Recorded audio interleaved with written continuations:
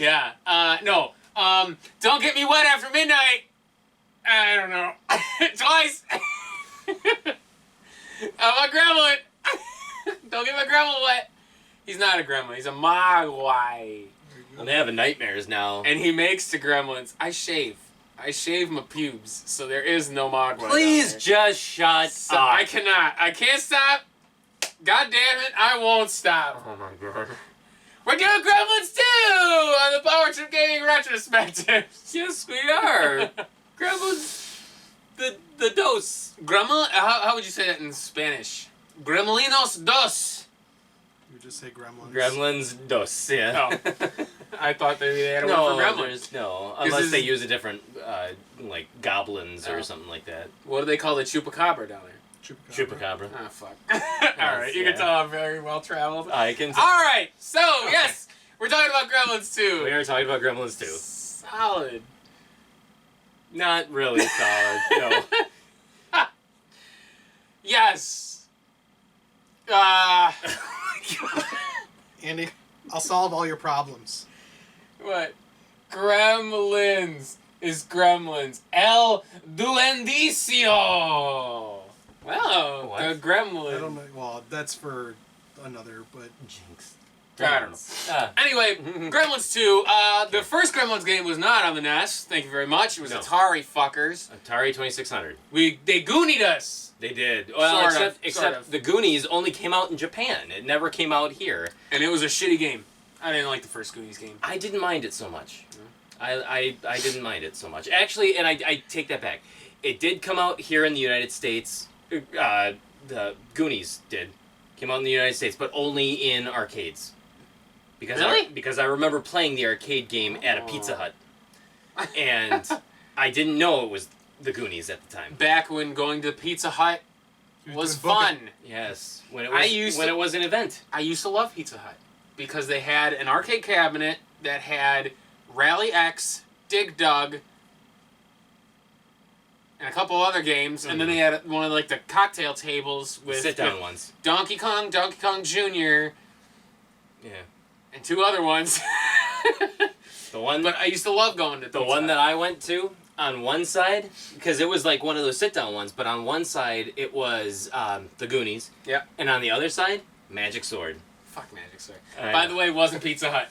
That was Fireside. Whoops. The one that I was thinking. Oh, that you were thinking of? That was Fireside. Yeah, that wasn't Pizza Hut. Okay. Pizza Hut did have arcades, but I did, and I think it was those games. Oh, okay. Yeah, I remember that. Yep.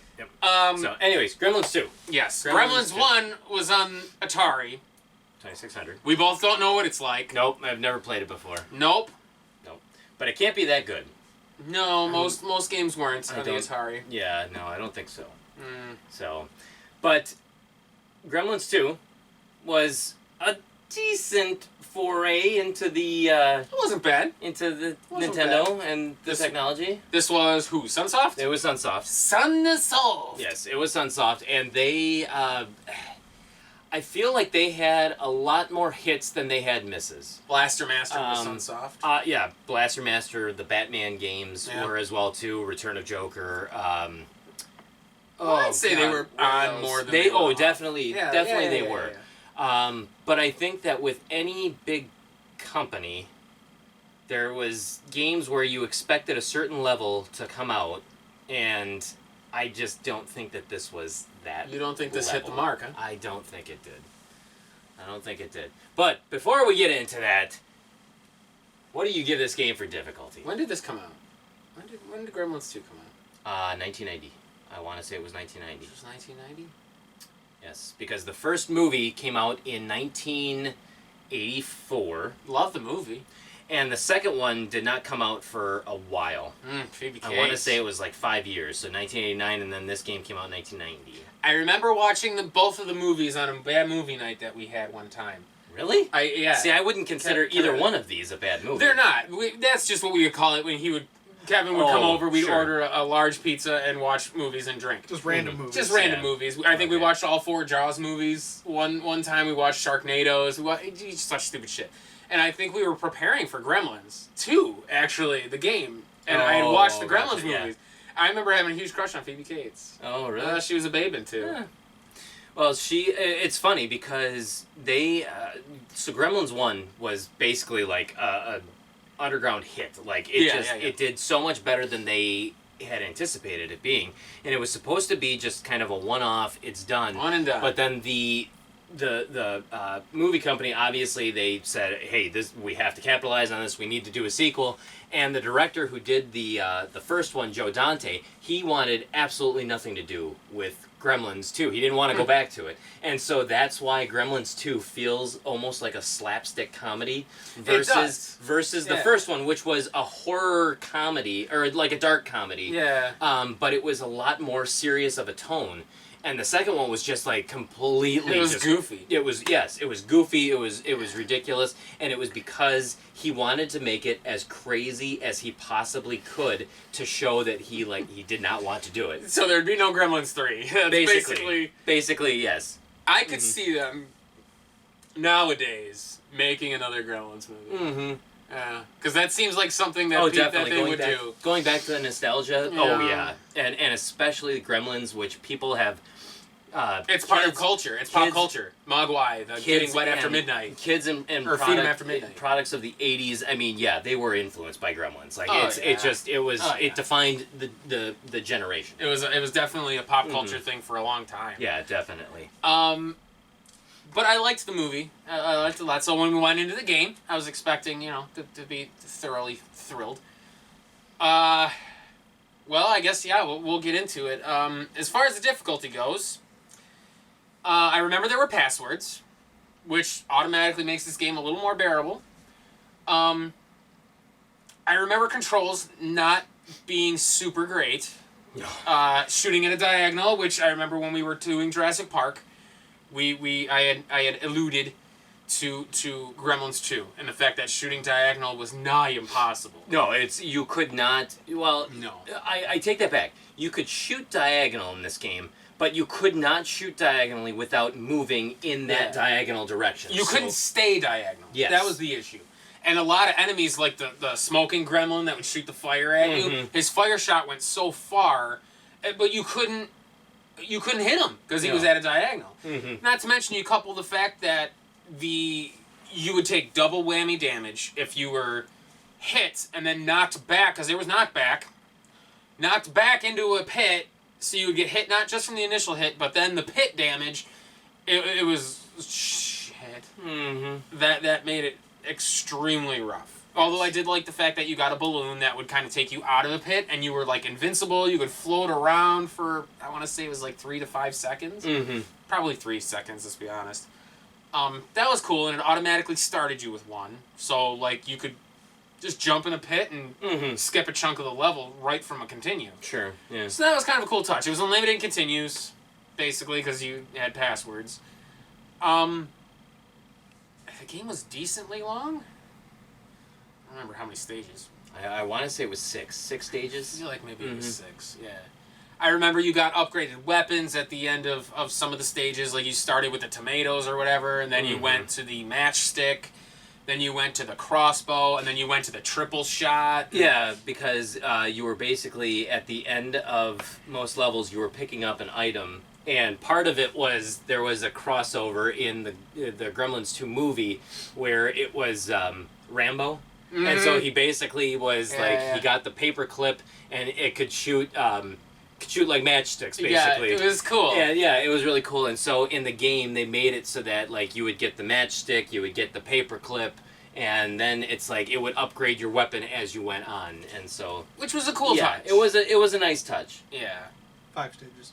5 stages. Oh, okay. it felt like 6. Yeah. But I would say for difficulty, I would go 6, maybe 6. I think I'd stick at a 6. It's I would say it's just a little bit above middle of the road because the enemies are, like, the stages themselves are difficult. But not only that, but I remember the bosses themselves are also difficult. Yes. And the fact that when you died, you had to start all the way back at the beginning of the stage, unless you bought an extra life. Mm-hmm. Why? I don't know why. The shops were shit. Yes, they were. You had so much money, ladies and gentlemen. You get so much money in this game. But you can only buy one item from a shop. So what's the point? Worst shopkeeper ever. It's stupid. Do you not want to make money? It was dumb. Like, I Yeah. remember that was one of the biggest gripes we had was the fact that you could get all of these different power-ups and buy health upgrades, but You can only buy one. you can only buy one item. Yeah. And I don't even think it was one shop per stage. I think it was one shop like every other stage or something stupid. Like, it was crazy. Well, and I think that it even got to the point too where we had discovered that there was more items that you could buy than you basically had time to buy them. Yeah. So it's like you couldn't buy all the items even if you wanted to because you only could buy one item at a time, like per stage. Yeah, And so then yeah. therefore you wouldn't be able to get all the items anyways. I remember you could buy a balloon, you could buy health, you could buy Mhm. a power thing which would upgrade your weapon Yeah. to like a triple shot or something goofy. Like I just remember there were a lot of items that I don't think we ever- tried. Nope, not I don't think really. we got them. Yeah. So, but as far as difficulty goes, mechanically is probably where it falls the worst. So I would, well, yeah, I would say 6. I'm gonna lean towards a 6. See, and I'm almost close to that same boat. I would say that the difficulty for me, it's somewhere in that 5 to 6, maybe leaning closer to the 5, but maybe to the 6. I don't know. Once I describe this, maybe I'll feel differently. But the game itself it wasn't terribly difficult. There was difficult parts. Yes, For yes. sure. But the game itself wasn't terribly difficult. The enemies, yes, sure, they got difficult at points, but I don't think anything out of the ordinary. I had never played that game before, and we Right. were able to beat that game start to finish in, I think, 2.5 hours? It wasn't long. I don't recall. But it wasn't long. And so to be able to pick up a game that you had never played before and beat it in 2.5 hours, I mean, that says a lot about the difficulty. Yeah. But there were points of that game where it got frustrating. And there were points where it was hard to see the difficulty for what it was past the frustration. Because Yeah. like you said, there were points where you had to hit an enemy diagonally, but in order to hit them diagonally, you had to move into them. And like with the gremlin that shoots the fire, you are basically either you're getting clipped by his fire or you are running into the pit trying to avoid him. But basically there are platforms that you're standing on that are just basically one square wide. And so if you're trying to hit somebody diagonally, you're basically walking off the platform in order to try to aim at them because there is no, you can't just aim and not move. Oh, that's right. And I remember some of the jumps were kind of iffy. Yeah. I remember we would try to jump off of certain platforms and we would just fall into the pit. Because you couldn't tell where the plane was, of where Yeah. the platform was going. The plane always just seemed so strange, like you were Yeah. never on the same plane. So the game, while it was frustrating at certain points, and definitely the controls are the worst offender of this because of the movements and how it turns into kind of at times it's a platformer, but it really does not have tight platforming controls. Right. I honestly would give this game a 5 because Think yes, so? you've got the password feature. Yes, it's annoying to have to start at the beginning of the level, but honestly, there was very few levels where we could easily get back to the boss without dying. It was just a matter of Doing it. how many lives did we have by the time we got to the boss. So, I mean, Yeah. I don't think that anything was overtly difficult. I do feel that this game was a middle of the road, but our frustration would have made us feel that this game was a little bit more difficult than it probably should have been. I would say the fact that there were certain enemies that were difficult to beat, not only because of the diagonal thing, but just because they were trickier. Mm-hmm. But the bosses themselves were also hard. Like there were bosses that were just flat out difficult to fight. Mm-hmm. I'd say that's what maybe bumps it up to a 6 because not only because usually games tend to lean one of two ways where the stage is hard but the boss is easy, or the stage is easy and the boss is hard. You know what I mean? This felt hard throughout. I think even stage 2 we stumbled for a while, which was, I mean, I suppose out of 5 stages that's not terrible, but we started stumbling pretty quickly in this game. Mm-hmm. So I would say the game itself is just that hair above middle of the road. But the controls obviously compound that difficulty. Makes it that illusion of a harder game, but it's really not. Mm-hmm. But I would still say a 6 is right. I don't know if I would necessarily say middle of the road. I mean, I would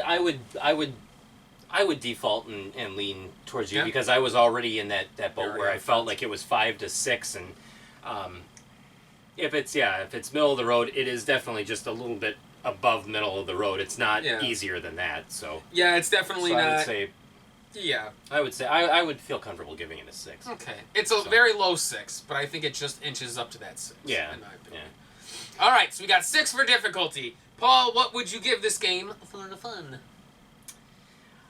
I don't remember a lot of when we were playing this, but I do remember that I was not having a great time playing this game. I mean, it looks pretty.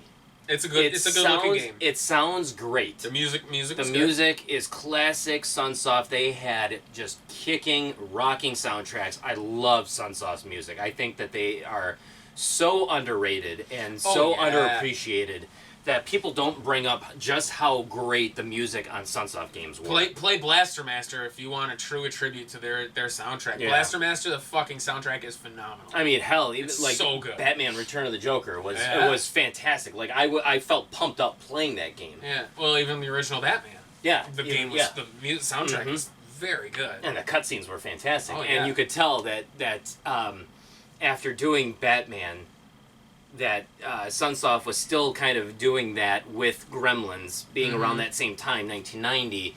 They were doing these really elaborate cutscenes that were really good. Kind of integrating a lot of what was happening in the movie into the game. Yeah, so I like that aspect of it a lot. So I think it's got so many good parts going for it. But I think overall the repetitive nature of it, the lack of being able to buy items, yet you made that a functioning part of the game to throw that in. With so much money that you get. With so much money that you just ultimately lose and just throw away anyways. I feel like there was so much good stuff going with this game, but there's just something that just didn't resonate well with it. So honestly, as far as fun, I think it's at least a 5. I don't know. I think I would be hard-pressed to go higher than that, though. Okay. But that's where I'm sitting right now. I like the tie-in aspects of it. I love how it looks. I love how it sounds. But it fell short in controls and just the ability to play it, if that makes sense. Yeah, I know what you mean. Because a lot of the references to the movie are in the game. Yes. You have a lot of the Gremlins that were presented, because that was kind of what made Gremlins 2 interesting, was the fact that they introduced all these different personalities for the Gremlins. Gremlins 1 really kind of didn't do that. Gremlins 2 is kind of where they started doing, like, you had the Gremlin that was in, like, the electronics. Yeah. He would jump through the phone to the television, and you fought that boss. That was cool as shit. You even had the flashing gremlin. Yeah. He would have the trench coat. You had the smart gremlin. You had the spider gremlin. You had, so, like, they made all the references, even the picture of, like, the doofy gremlin and the other two, like, they had, like, so the references were very close to the movie, and that always gives us points in this as far as a movie tie-in game. Definitely. So for me, I would say this game's a 6. But now that you're talking about it, at the heart of it, it's about playability. And some of the playability is a little rough. I like that you get upgraded weapons. Yeah. I like that. In a game like this, sometimes they definitely don't do that. I like that the weapons upgrades you get were straight from the movie. Like, he gets those weapons. That's awesome. The environments were basically just like the movie, where you go through the air vent or whatever when he goes in the vents. The cutscenes were straight from the movie, like when he gets hit with the water bottle underneath the desk, and it spouts the gremlin. Water fountain, I think. Oh, wait. So I think he, like, knocks a water bottle over. Yeah, it's dripping and he's laying down. Yeah.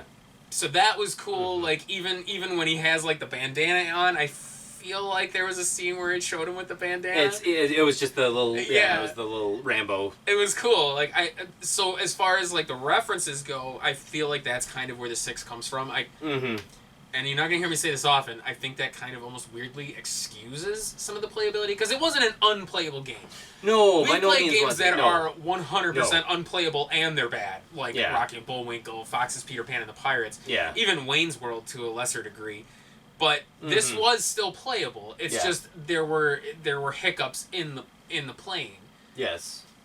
So to me, I feel like that's kind of why maybe it's it is 6. enough. It's enough to bump it up to a 6. I do agree because, like I said, there was something about this game where I don't know if I necessarily enjoyed all of it. Yeah. But for the most part, like it's a fun experience. Yeah. I love the tie-in. I love that they did use actual aspects of the movie for this game. And like I said, the music is just enough to keep you powered through to enjoy this game. So yeah, I would say I would say bump it up to a 6. Hey, Andy, 2 for 2. Nice. This is never have a power jump first. Oh, shut up. Well, now the scores officially have to go backwards. Yeah, now we gotta go back. Fun is a 3. Fuck off, boys. That's All right. Power Trip's fun rating. So we got 6 for difficulty, 6 for fun. What did you pay for Gremlins 2? You know, believe it or not, I remember a lot of the games that I have purchased and that I bought. I think this might be the first one. I do not remember. You don't recall? I don't recall what I paid for this game. God. I want to say it was $3.99 because I am willing to bet that this is one that I ended up finding at Pre-Played. Because I used to shop there like hell. I would go there once every week or every 2 weeks. Almost like weekly. Yeah, if I remember right, when you were fervently collecting. Yes, yeah. Yeah, and their games were usually about and they were $3.99. $3.99. Yeah, before they started actually pricing them but that was years and years later that they actually started pricing them differently. Yeah. But yeah, I want to say I paid $3.99 for this one because I think I found it there, but I'm not 100% sure. Okay. Which is not.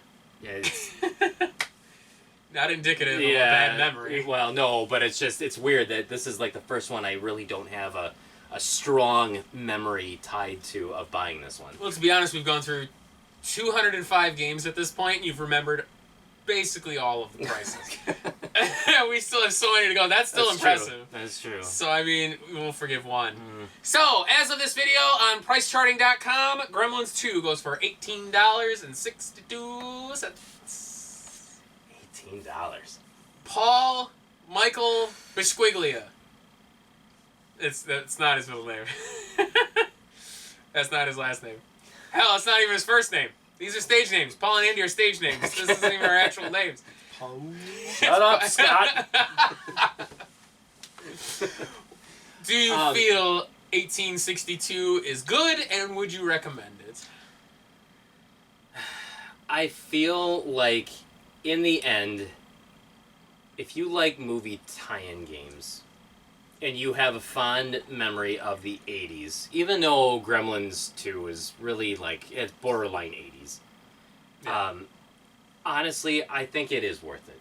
I think only because of the fact that it was Sunsoft. Sunsoft knew what they were doing, and it's a fun.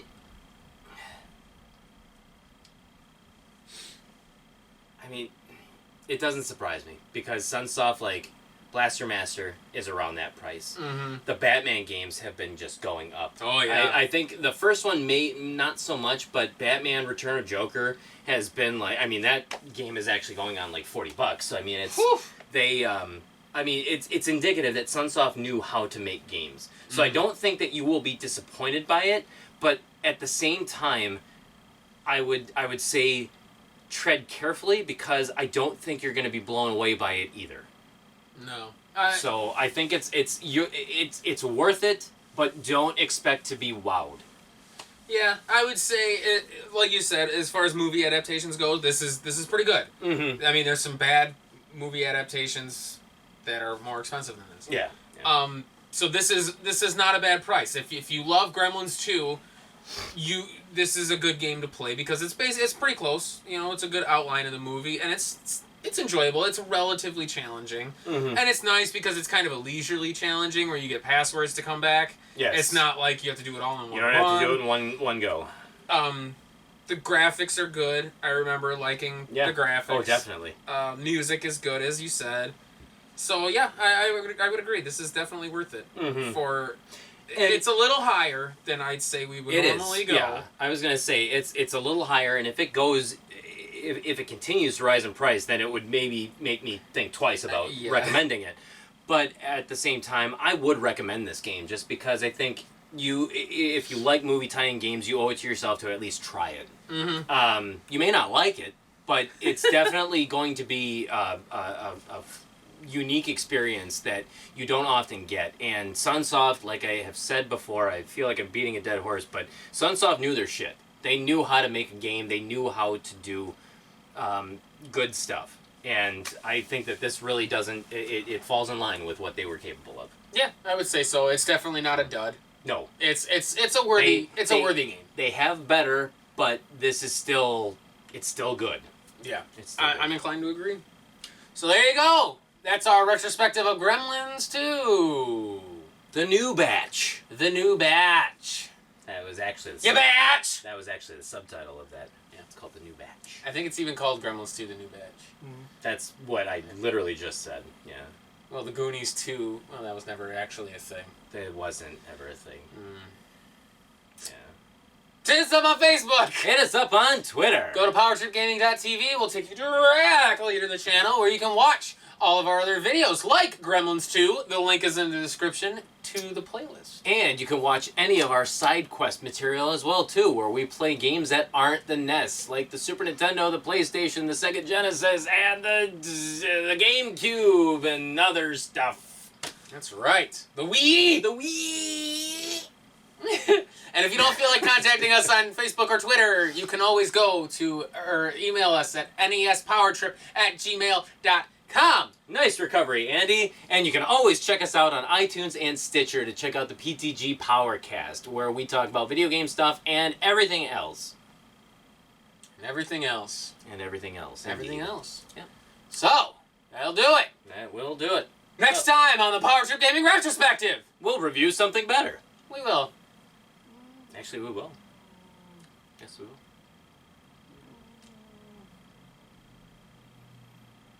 Thanks, Kevin. Good addition.